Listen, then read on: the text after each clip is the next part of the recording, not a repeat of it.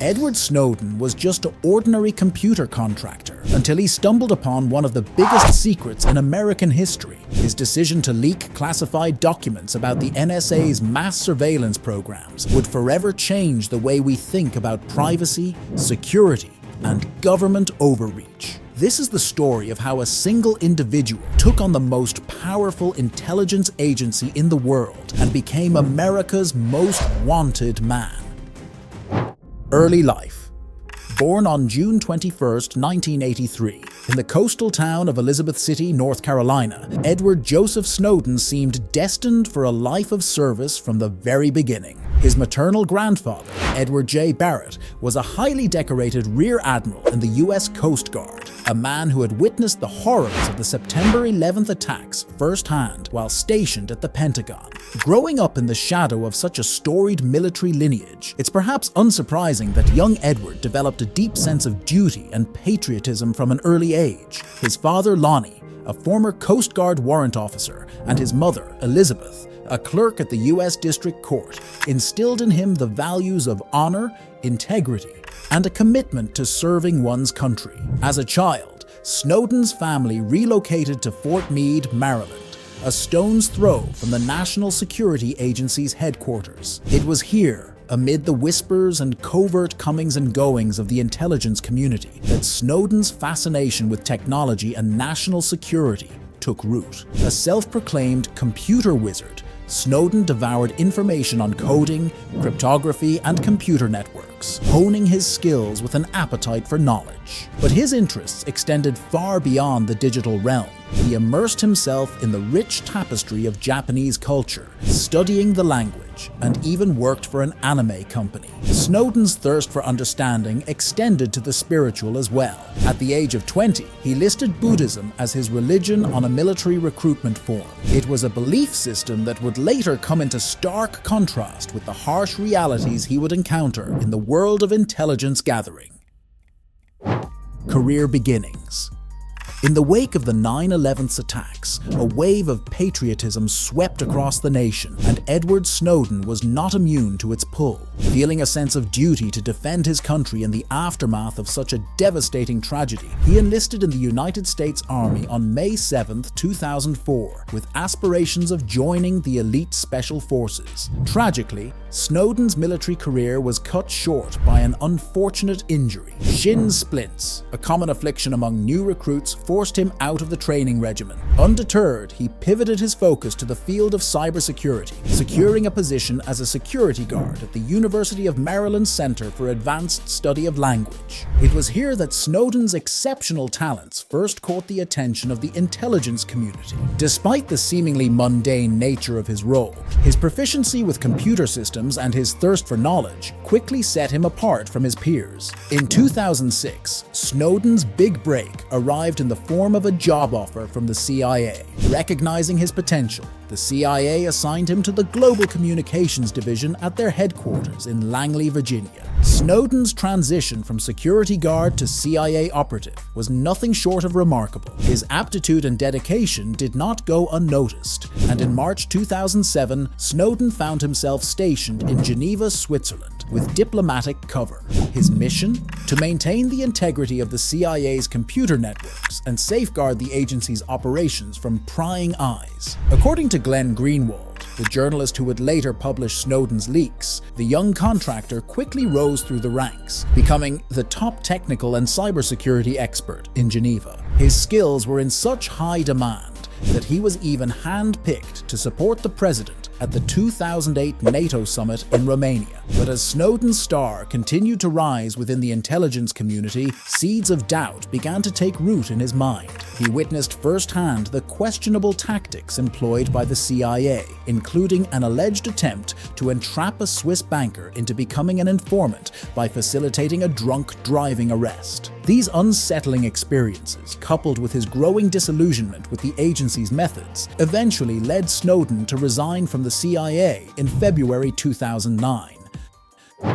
NSA Contractor. Snowden's departure from the CIA was far from the end of his journey into the shadowy world of intelligence agencies. In 2009, he took a position as a contractor for Dell, a company that managed computer systems for multiple government agencies, including the National Security Agency.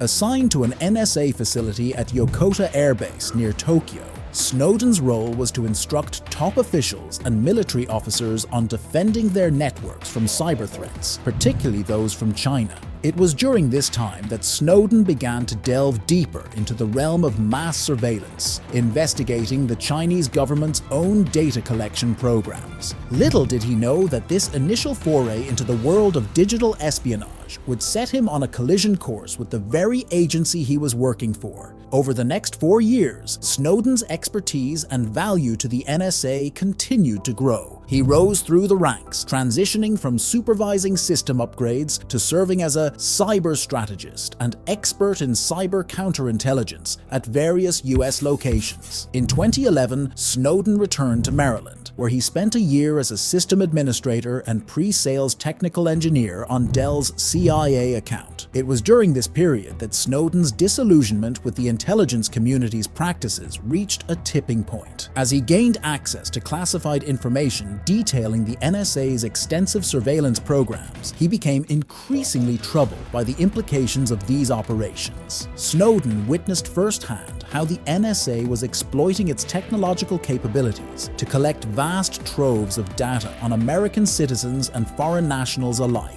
often without their knowledge or consent. He saw how the agency's reach extended far beyond the stated mission of national security, delving into realms of industrial espionage and the monitoring of innocent civilians. As the weight of these revelations bore down on him, Snowden found himself at a moral crossroads. Should he remain silent, complicit in what he saw, or should he risk everything to expose the truth? The leaks begin. By March 2013, Snowden had made his decision. He could no longer turn a blind eye to the NSA's mass surveillance programs, which he believed were not only unconstitutional, but a fundamental betrayal of the public's trust. Recognizing the immense personal risks involved, Snowden reached out to a small group of journalists he believed could help bring these revelations to light. Glenn Greenwald, a columnist for The Guardian, and Laura Poitras, an Academy Award-winning documentary filmmaker. In May of that year, Snowden took a leave of absence from his job at Booz Allen Hamilton, an NSA contractor, and made his way to Hong Kong. It was here, in the relative safety of a city known for its spirited commitment to free speech, that he would finally unveil the explosive revelations he had been harboring. On May 20th, 2013, Snowden met with Greenwald and Poitras in a Hong Kong hotel room, where he methodically laid out the staggering breadth of the NSA's surveillance programs. Armed with thousands of classified documents, Snowden provided a behind-the-scenes look at initiatives like PRISM, which granted the agency direct access to user data from tech giants like Google, Facebook, and Yahoo. Snowden's leaks exposed programs like Boundless Informant, which cataloged and mapped the agency's global data collection efforts, and X-Keyscore, a powerful analytical tool that allowed analysts to search through internet data, from emails and instant messages to browsing histories and social media activity. On June 5th, 2013, the first of Snowden's leaks were published simultaneously by The Guardian and The Washington Post, igniting a firestorm of controversy. Overnight, the once anonymous contractor had become the most wanted man in America, a figure reviled by the US government as a traitor and celebrated nations as a champion of truth and transparency. On the run.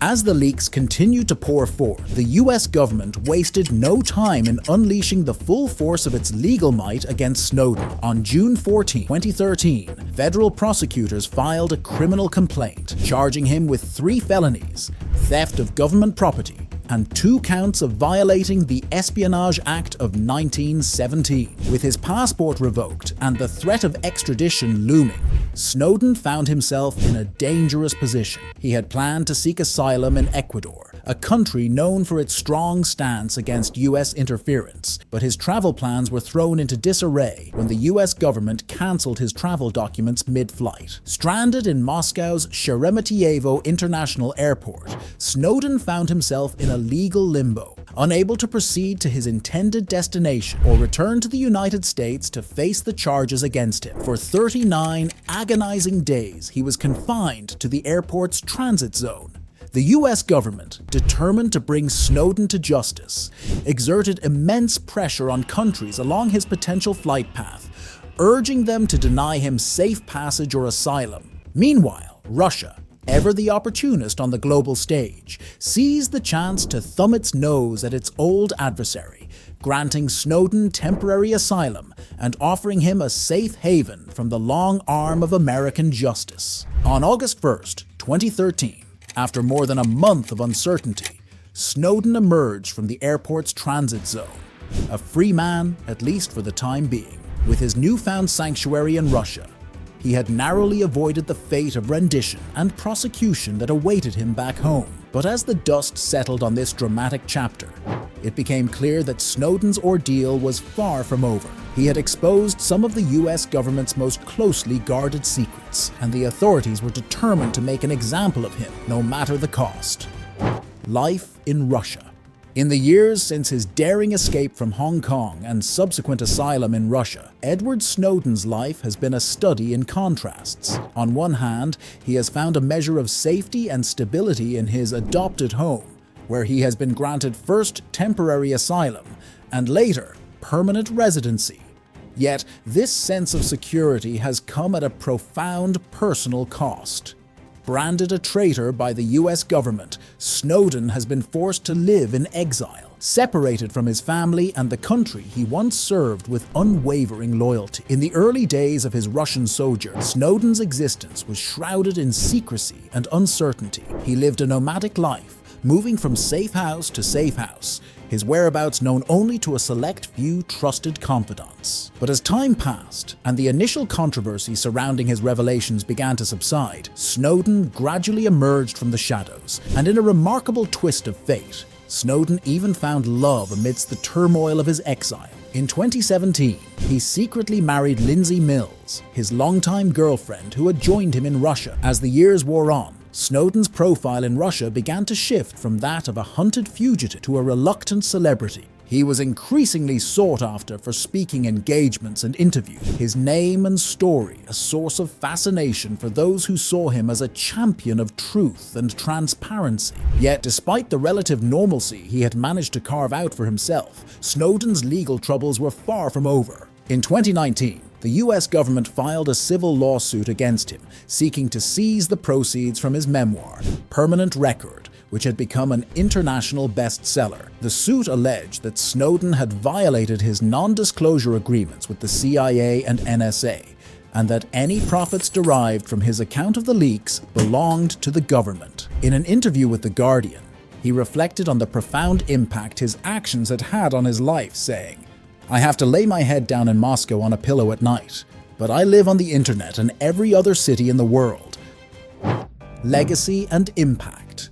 Edward Snowden's legacy is one that will undoubtedly be debated and dissected for generations to come. To some, he is a traitor who betrayed the trust of his country and jeopardized national security. To others, he is a hero who sacrificed everything to expose the truth about government overreach and the erosion of privacy rights. Regardless of where one stands on the issue, there is no denying the seismic impact of Snowden's revelations. In the wake of the leaks, major tech companies like Google, Apple, and Facebook were forced to confront the uncomfortable truth that they had been unwitting accomplices in the government's data collection efforts. In his memoir, Permanent Record, he wrote, "I realized that I was crazy to have imagined that the Supreme Court, or Congress, or President Obama, seeking to distance his administration from President George W. Bush's, would ever hold the IC legally responsible for anything." These words encapsulate the deep frustration and disillusionment that drove Snowden to take matters into his own hands. In the end, Snowden's legacy may be that of a catalyst, a figure whose actions, for better or worse, have sparked a global conversation about the boundaries of government surveillance and the delicate balance between security and civil liberties in the 21st century. His story has forced us to confront uncomfortable questions about the role of whistleblowers in a democratic society, and the extent to which the ends can justify the means when it comes to exposing wrongdoing. But what do you think? Was Snowden justified in his actions, or did he go too far? Let us know your thoughts in the comments below, and if you haven't already, be sure to subscribe to our channel and hit that bell icon to stay up to date on all our latest videos. We'll see you next time.